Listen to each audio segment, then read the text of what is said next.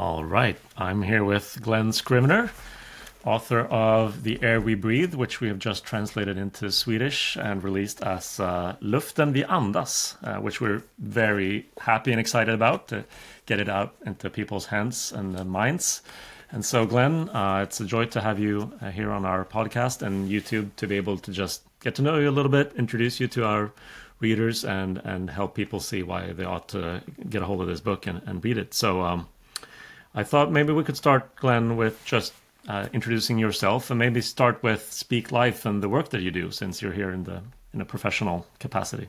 Sure. Well, thank you so much for having me on. I am Glen. I'm originally from Australia. I live in the UK and have done for most of this century. And I am part of Speak Life, which is an evangelistic ministry. We want to evangelize the church so that the church can evangelize the world. We want to fill the people of God with good news so that they have seed to scatter out to the world. So we do that in lots of different ways, and some of it is writing, and a lot of it is YouTubing, and a lot of it is podcasting and that sort of thing. Yeah. So we've got our Speak Life channel.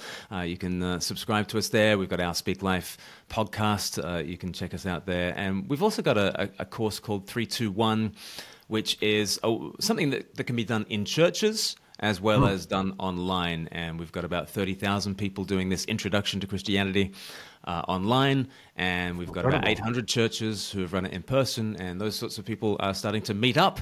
And people are going on a journey from online to in person to in church to in Christ. And we're just thrilled about that. Very cool. All right. So you spend a lot of your time traveling as well, doing things like that? Or are you mostly in front of a camera and microphone? Or what do your days look like? Yeah, I split my time between quite a lot of in-person speaking, quite a lot of YouTube. I'm sort of in between books at the moment. I'm trying to avoid publishers' phone calls and kind of avoid being on the hook for another book right now. But I am thinking about further writing and that sort of thing. But yes, I shoot my mouth off in lots of different ways, whether it's via the written word, the spoken word, or in terms of social media. That's great. Yeah, and I certainly have followed the Speak Life channel, the podcast primarily. I'm more of an audio listener myself, so I've really enjoyed listening to your podcasts. I did I have a face for podcasts, so that's good. Yeah. Sorry? You have a face. Oh yeah, me too. Yeah, I too have a face for podcasts. Certainly, sometimes I need to expose myself to a camera and do a YouTube video. But I definitely prefer being behind the microphone as well as listening myself. I did take slight issue on a recent episode. It was an excellent episode on free speech. However, you also described all Swedes as moral monsters. And I thought to myself, listening to it, does Glen realize he's meeting a Swede 2 weeks from now? And I thought, at least I know one or two decent Swedes, so we're not all moral monsters. Though I'm not speaking for myself, but I know one or two decent people. For context, yeah. Hashtag not all Swedes, but yes, no. But for context, I wanted to pick on the least objectionable kind of person out there in the world. And so it's a compliment of something. Obviously, as something that would be so obviously unwarranted. Imagine if I said that all Swedes are moral monsters. You would immediately recognize that I was bigoted and wrong. So yes, funny. So you should take it as a compliment that the people that I thought of that are just the most obviously unobjectionable are the Swedes. That's a good way to put it. Well, I try to take most things out of the hole, or just further into the hole. Yeah. You're fine. Yeah, I try to think. I try to take most things as a compliment anyway. So sometimes that needs a little more work, but I'm with you. So let's get into talking about the book a little bit. The Air We Breathe. And so I don't really know your backstory as far as if you've been a Christian your whole life or like that. But as far as coming to the kind of realization that, wait a second, Christianity, whether people are believers or not, is like the air we breathe, or like the water the fish swim in. It's so pervasive, it's so everywhere that we take it for granted. Was there a certain experience that prompted you to that realization, or how did you come to think about that?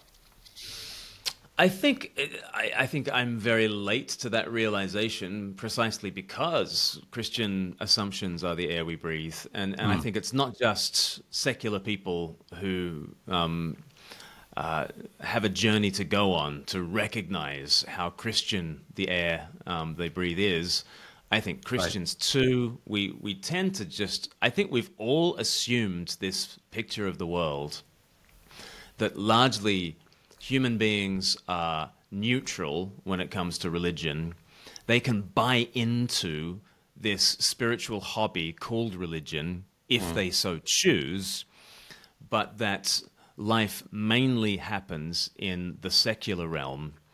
The spiritual hobbyists called Christians are over there, and the spiritual hobbyists called Muslims are over there, and there are a bunch of Eastern religions that we kind of are unfamiliar with, but they exist on the horizon of our understanding. There are certain New Age people who might mix that Eastern philosophy with some Western practices, but it's all at the level of fringe activities in a larger like an extra add-on. Yeah, right. We live downstairs, and you can choose to go upstairs.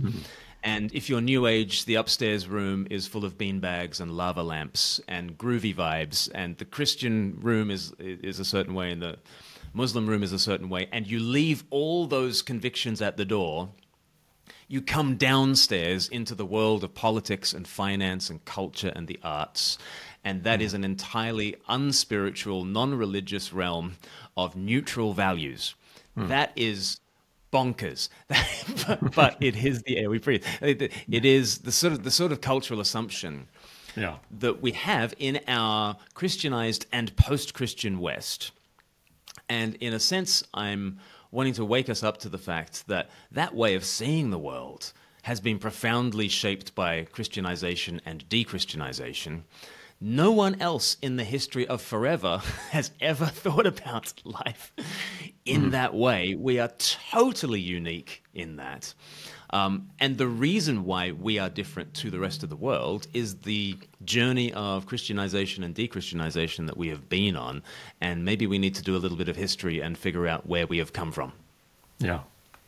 Excellent. Yeah. And it's so true of where we are as well as Swedes. We are typically fairly blind to our own culture in general, and then including it, the sort of Christian roots of it, I think. So you started to have this realization, and at what point did you decide that, hey, this is actually worth writing on? And how does it fit into what you talked about, what Speak Life does, and sort of what you do generally? How does this project, so to speak, to create awareness, how does that fit into people discovering the gospel as well? Right. So in 2011, it was the 400th anniversary of the King James Bible, which in the English-speaking world, I mean, there are few things that have shaped the English language more than the King James Bible, probably more than Shakespeare in terms of common phrases that have just passed into our modern idiomatic English. There's probably 3 times as many phrases that have passed into modern English from the King James Bible than from Shakespeare. And what I decided to do was, in 2011, go through 365 phrases that I could identify from the King James Bible, and one per day, kind of take you on a journey from Genesis to Revelation, showing just the linguistic impact of the Bible. But as I'm doing that, I'm just waking myself up to the fact that we have been so thoroughly Christianized. Oh, it's not just linguistic. Right. And another book that was released in 2011 because of the 400th anniversary of the King James Bible was Vishal Mangalwadi, who is an Indian philosopher and thinker, and a Christian, who wrote a book called The Book That Made Your World. And that was waking me up to all the other aspects that have been shaped by Christianization over 20 centuries and all the convictions from the Bible that have led to what we now consider to be obvious, natural, universal. These ideas of human rights and human equality, and that a society should be judged by the way it treats its weakest members, and that there should be democratic ideals that we aim for, and that there are things called human rights, and that people are not property and we should be in charge of our own lives, and that slavery is a great and egregious evil, and that the arc of the moral universe is long but it bends towards justice and there is progress. And all these things just seem natural, obvious and universal to us. And none of those things seems natural, obvious or universal to pre-Christian cultures or to non-Christian cultures today. And the difference is Christianity. So I was sort of being woken up to that in 2011. And by that stage, I'd been a Christian for a decade. But I'd sort of, at the end of university, basically through reading the Gospels, had kind of seen the glory of Jesus and jumped in with both feet to loving Jesus. But I think for the first decade of my Christian life, I lived with the conceit that the world is a neutral space, and I have opted into the Christian thing. I've decided to believe in an upstairs realm, in which, you know, God and angels and the afterlife exist. And I've tried to travel from upstairs into the downstairs world in a Christian sort of a way. Right. What I have failed to understand is just how the furniture of the West has been built by and shaped by Christians' presuppositions from the ground up. And that was the awakening process. And then from 2011, there were other books that I started to read. Larry Seidentop did an amazing book called Inventing the Individual, about in political philosophy. Why do we think that the unit of social and political organization is the individual, that we are a collection of individuals who are equal before the law? That's just nobody thinks like that. Yeah. And actually, when some non-Christian cultures come to the West and they recognize how individualistic we are, and that we have not only invented the individual, but we've invented individualism, and that we have actually, in a post-Christian sense, atomized ourselves from one another and stood on our rights. Now we're in this post-Christianized West that is atomized, individualistic, entitled, and we need some non-Christian cultures to remind us what's actually in the Bible, about relationship, about interdependence, about obligation and duty, and all those sorts of things that we've forgotten about in the post-Christian West. But yeah, all these conversations that we're having are unique to Christian civilization. And perhaps the book that most crystallized it and brought it to popular attention was Tom Holland's Dominion in 2019. And I think he mainstreamed a really very obvious and very modest thesis. The very obvious, very modest thesis is that 20 centuries of Christianization has actually had quite an impact on us, right? Every alternative to that thesis is the unlikely one, right? I think the most likely thesis is that 20 centuries of Christianization has thoroughly shaped our moral presuppositions, but people consider that to be a shocking thing to say. But it became a shocking and then popular thing to say with Tom Holland. And I thought I would write a book that sort of popularizes that thesis and writes it from a Christian perspective. Because Tom Holland, when he wrote that book, was writing from an entirely agnostic, very secular perspective. I think he wrote himself closer towards the kingdom in writing that book. But it seems like that, Yeah. And so I just wanted to do Dominion for Dummies, and I'm the dummy. Yeah. We're all with you there, and it's certainly a lot handier than Dominion as far as in terms of just size, page count. So yeah, and it's arranged. So it's arranged topically, you could say, around 7 values that you chose. So they're equality, compassion, consent, enlightenment, science, freedom, and progress. Is there one of them that you think is even more sort of especially overlooked as far as how it relates to Christianity? The chapter I was writing that I thought would be the most difficult was on consent, because I'm talking about the sexual revolution of the first century. And you are directly up against the sexual revolution of the 1960s, which is in many senses the photo negative of the sexual revolution of the first century. And so I went into that chapter thinking, okay, this might be the most difficult sell for secular people, to say, did you know that even your sensibilities about sex have been shaped by the Jesus Revolution? But the more I went into it, the more that I saw how radical and necessary the first century sexual revolution is, and how there is still such a profound echo of it in our modern day sensibilities, especially regarding consent. So, you know, the idea that a Harvey Weinstein is a moral monster is explained not by a 1960s sexual revolution, nor is it explained by how ancient cultures operated. Of course, elite men used their position in order to dominate and exploit, like, women and boys. I mean, that was just sort of Greco-Roman culture. That's many non-Christian cultures around the world, actually. Right. That there isn't this sense of men having to restrain their libido. So many ancient cultures, and there's non-Christian cultures, you know, today, in which it is male libido that calls the shots, and everything else orbits around that. Whereas Jesus' sexual revolution of the first century was basically to say, we're going to have an equality of the sexes, but the way we're going to do it is men must be as restrained as women have always been expected to be. And when Jesus brought that sexual revolution of Matthew chapter 19, you know, the red-blooded men around him were like, gosh, it would be better if we weren't married. Right? Yeah, exactly. Yep. And we're not told what the wives of the disciples thought. Yeah, I wonder if they were around looking side-eyed at that moment. Because that's quite the revolution. You know, Jesus is saying one man, one woman for life. And he was saying it to men, and he was constraining male sexual expectations. When you compare that, I was saying this to a woman yesterday who's like on the fringes of Christianity. She's just reading through the Gospels, and so attracted to Jesus, and so attracted to the way that he treats women.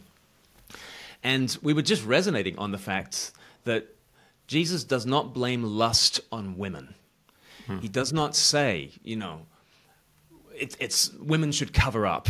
He says, men, you should gouge out your eyes. If you like, the problem is you, like men. Yeah. And he doesn't say women cover up. He says men don't look with lust. And if you've got a problem with it, you need to take that very seriously, rather than, you know, making that the woman's problem. And so that idea of constraining male libido, that has absolutely built the modern world. And the more I sort of looked into it, I looked into historian Kyle Harper about the first century sexual revolution, and, you know, he kind of does the compare and contrast with Roman society. Sure. and just how radical it was, but also how equalizing and how necessary it was. And then Joseph Henrich is an evolutionary biologist at Harvard, and he's written a big fat book. It's even bigger than Dominion, called The Weirdest People in the World. And he's not a Christian, but he's just saying, look, Westerners are weird, and he uses the acronym WEIRD, which works in English, but Western, educated, industrialized, rich, and democratic. Yeah. That's what we are, and that's strange. We are such weirdos. Yeah. In the context of everything else. And here is this evolutionary biologist, and he's asking the question, what makes Westerners so weird? And he says, obviously Christianity, like very obviously to him.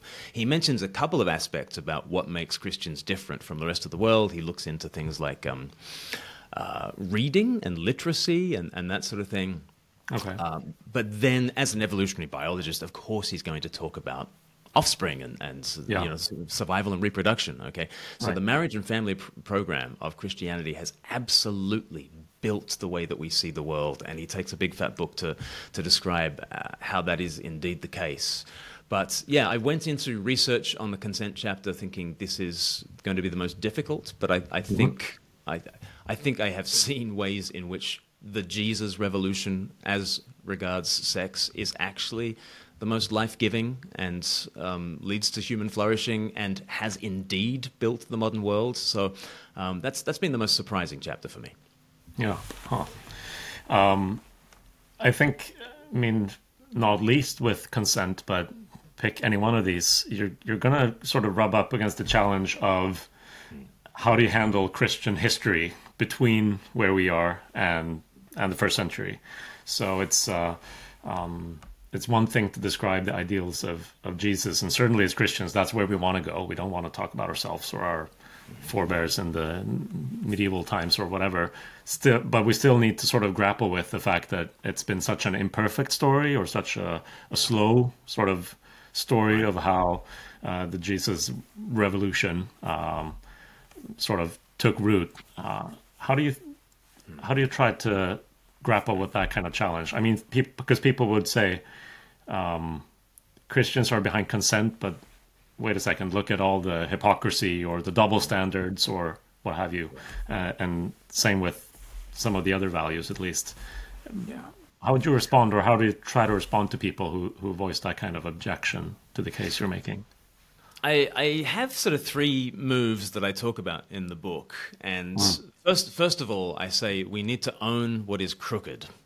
Yep. And crooked versus straight is a sort of conceptual framework that I have just stolen from C.S. Lewis. And when he talks about his conversion from atheism to theism, I guess he became a believer in God in 1929, and it was still another couple of years before he became a Christian in 1931. And when he describes what took him from atheism to theism, it is the problem of evil. And he wants to be able to call it a problem. Right. And what he came to see... Not just a brute fact. Not just it is what it is. Yeah, right. Which, to be honest, is the response of the naturalist.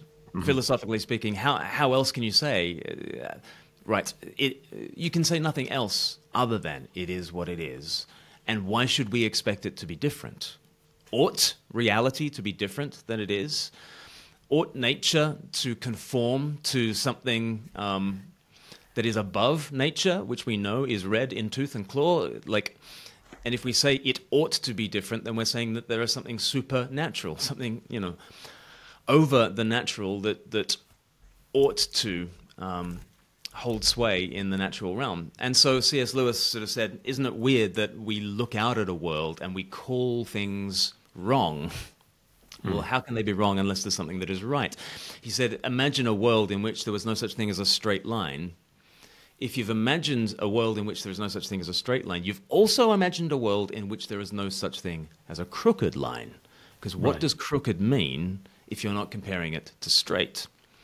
And yet we look at a world and the world is crooked. The world is wrong. But if it's wrong with a capital W, then maybe there's something right with a capital R. If it's evil with a capital E, then there is something good with a capital G.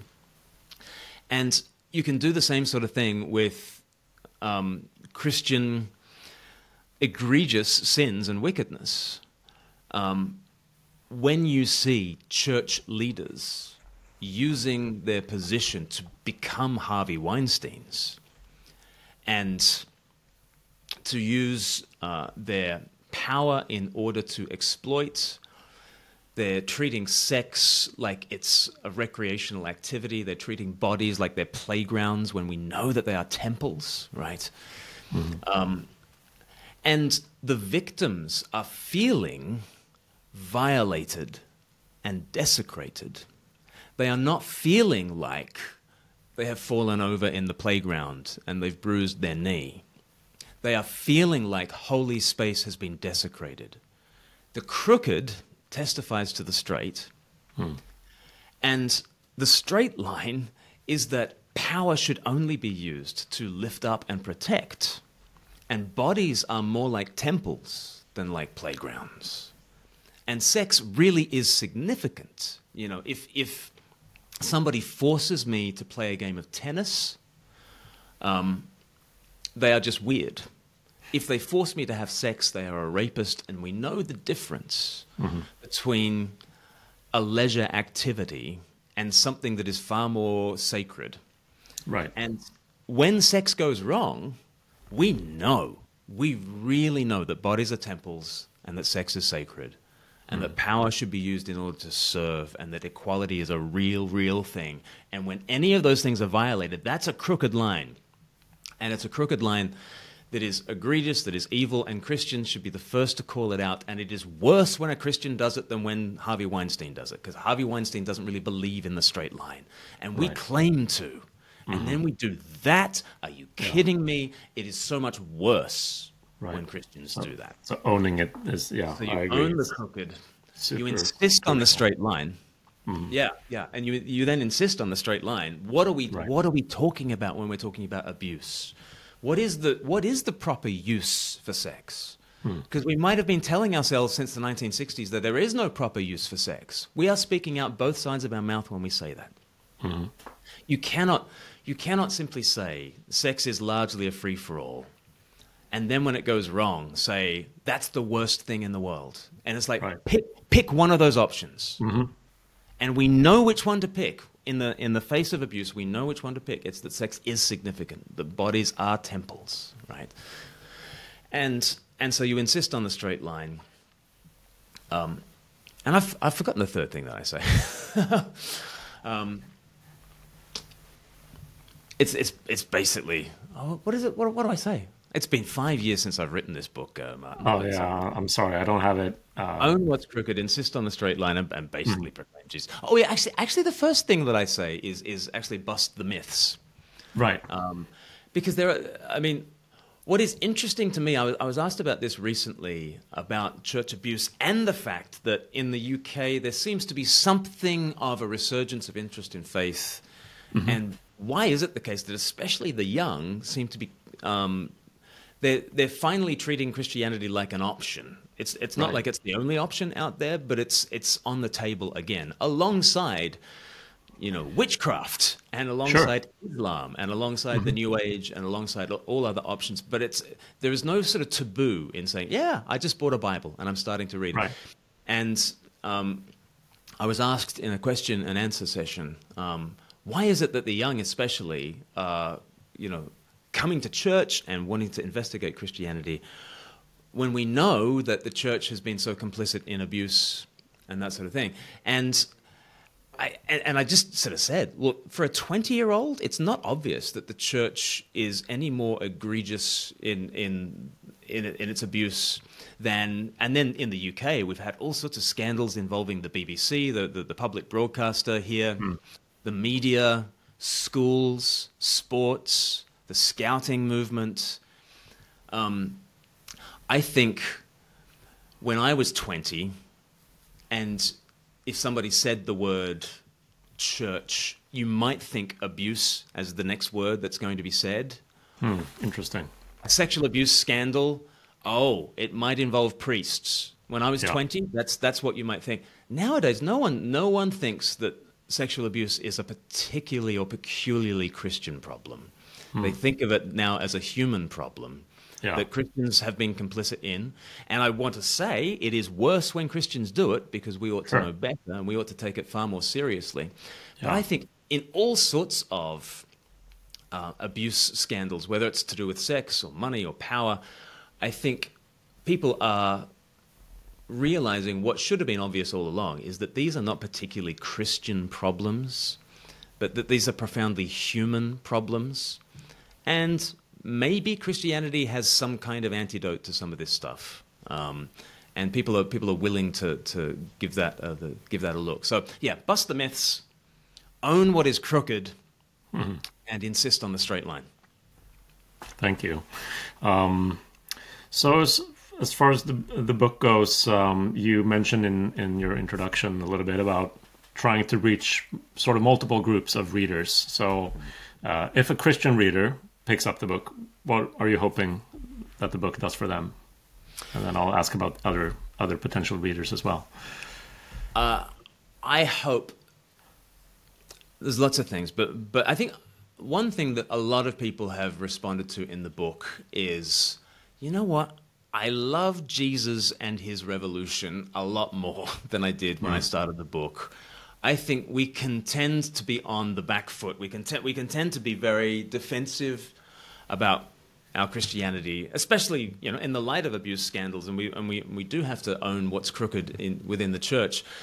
But I think we have bought the lie far too much that the church is bigoted and backwards, and probably part of the problem, when it is just so obvious that the Church of Jesus Christ is the most progressive movement that the world has ever seen.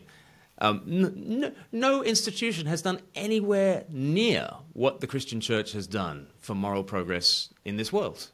Like if you are able to claim that you invented the concept of charity, if that was all that the Christian church had done, right? Not just that we have invented some charities, and we have invented countless charities, but the very concept of charity, the way we've come to understand it.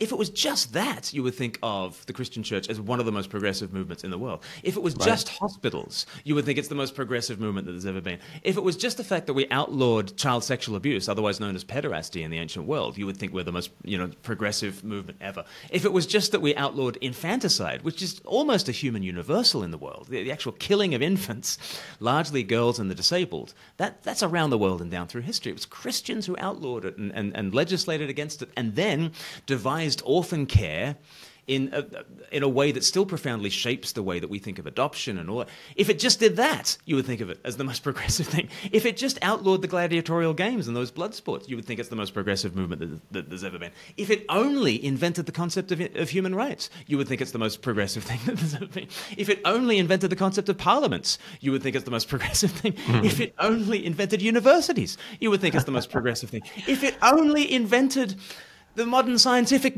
method, you would think it's the most, progressive movement. If it only abolished the transatlantic slave trade and made human trafficking actually illegal, you would think it's the most progressive movement. Christianity has done all these things and continues to be at the forefront of all these things. And we just forget that. We are just so defensive about the Jesus Revolution. So sorry about it. Sorry.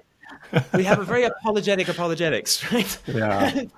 So I think for a lot of Christians, they're like, oh yeah, sometimes church has been the good guys. Sometimes. Right, exactly.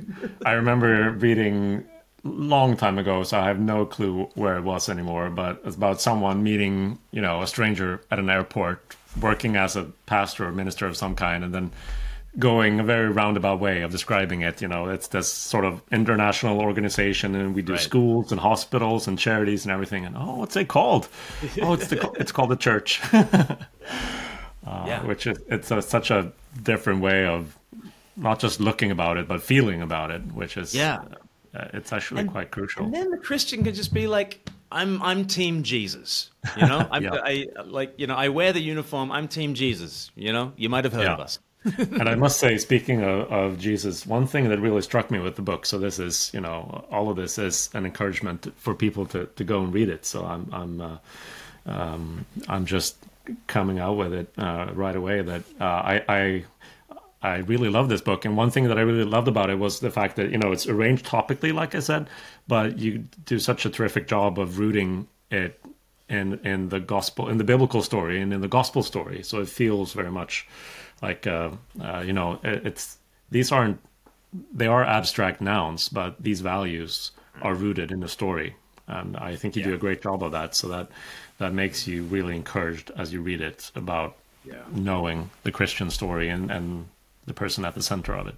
I am trying to give you a history story along the way. So when I talk about equality, I'm actually doing Old Testament. And then when I talk about compassion, I'm actually doing New Testament. When I talk about consent, I'm doing the early church. Enlightenment's Middle Ages. Science is the scientific revolution. Freedom, I'm talking about the transatlantic slave trade and abolitionism. And then progress, I'm talking about the 20th century to today. So I sneak in a history lesson. Underneath the values. Yeah, it's brilliant. So that was, I asked you a while ago about Christian readers, but I do really hope that many non-Christians get a hold of this book and read it, because it's very accessible and you don't presuppose lots of things that will make it difficult for them to read it.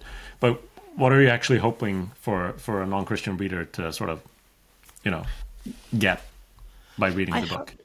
I hope that they take the Tom Holland train right. to its destination. And I think Tom Holland himself, he kind of wrote the book, and then he rewrote the introduction, because I think he'd written himself into an understanding of, if you just recognize that human rights have come through this Jesus revolution, and if you recognize, hang on, I believe in human rights, therefore I am a believer, right? Like, it's not a scientific experiment that gives me my belief in human rights. It's not a mathematical equation. It's not a logical syllogism. But I look into the face of the marginalized, the weak, the poor, the downtrodden, and I see in them a value that is not natural, that is not kind of instrumental. It's not because of anything that they achieve, but if I grant to them a dignity, I'm believing in the image of God in that sense. Right. And the reason I believe in the image of God is kind of, well, there was somebody who was the image of God with a capital I, and he was the weak, the poor, the marginalized, the downtrodden, who dies the slave's death on that cross. And Christians have been saying for 2,000 years, you've never seen anything more divine than that man on that cross, choking to death, praying, Father, forgive. That has been the icon of Christianity. It's been the most recognizable sign of anything in the history of forever. And it's a man being tortured to death. And the Christian understanding is that this is the most divine thing you have ever seen. And a people who have meditated upon that and orbited around that and tried to live that out in the world have brought about things such as human rights and such as a vision for life in which we have beliefs, and we constantly, we cannot live without beliefs, but the sort of beliefs that have birthed an understanding of human rights are profoundly theological. If you pull on the threads of them, you find something very Jesus-like at the other end. And if you can see the image of God with a little I in the downtrodden and the weak and the marginalized, keep pulling at that thread, and the vision of Jesus on that cross as the image with a capital I starts to make sense. And Tom Holland himself, he's sort of has described how there's a saying, I might as well be hung for a sheep as for a lamb, which is, this saying, like, if the law against sheep stealing is that whether you steal a lamb or you steal a sheep, you're going to get hanged for it, then you instead of just stealing the lamb, you might as well steal the whole sheep. And Tom Holland is like, I've been stealing from Christianity the whole time, as have all of my secular friends, all of my secular liberal friends are constantly stealing the lamb from Christianity. You might as well go for the whole thing. Sure. And throw yourself into the Jesus thing and start going to church, because we constantly have a spiritual understanding of the world. We're constantly informing our hearts and minds liturgically in this world, because the secular story, which is a pale imitation of the Christian story, is forming us in its own image, and that is increasingly looking to be a thin, insubstantial, unsustainable story.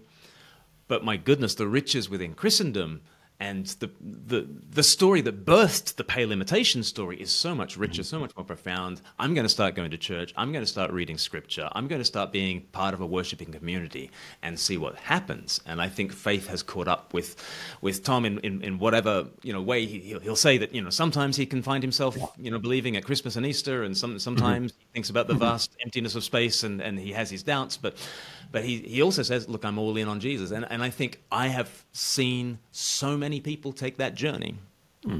They recognize, number one, I already am a believer. Number two, the beliefs that I already hold are kind of Jesus-ish. Right. And then number three, when I look at the Jesus story, I see the original. This is that from which the echo has been emitted. And that when I come to church and read the Bible and encounter Jesus himself, I'm getting the original, and it's so much better than the pale imitation, and I might as well throw myself in with church and faith and that sort of thing. People are taking that journey, and it's a journey that I invite people to take in the air we breathe. Yeah, and we certainly, by having it translated now into Swedish and getting it out to more people's shelves and hands and into their minds and hearts, we certainly hope to be part of that, because it's certainly our vision as well, obviously, to get people on board with Jesus. But then I think this book, it can be such a terrific way for people to hop on that train. So yeah, I'm really thankful that you wrote it and that we are able to now pass it on in our own language to a lot of new people, we hope. I'm thrilled by the opportunity. Yeah. So I think with that, I'll just say, thank you, Glenn, for writing the book and then for coming on with us to share a bit about it and tell us why people should pick it up and read it. And I hope I have somewhat dispelled the notions that all Swedes are moral monsters, and perhaps we could sometime in the future welcome you over to our well, fair you country. Used to be when you were all Vikings, but then hallelujah, the Jesus Revolution came. Yeah. There's this meme of when you visit Scandinavia versus when Scandinavia visits you. I don't know if you've seen it, but we no longer visit the British Isles in that way. So I think we'll ask you to make the journey sometime and visit us, because the Jesus Revolution visited you. Yeah. Exactly. It'll be friendly and fun. Great. Well, thank you, and I think I'll just. Wish you a great continued day and best of luck with the work of Speak Life. We certainly recommend people to click follow and subscribe and all those things to the channel and the work that you put out through your channels, and follow your ministry. And best of luck and God bless. God bless you.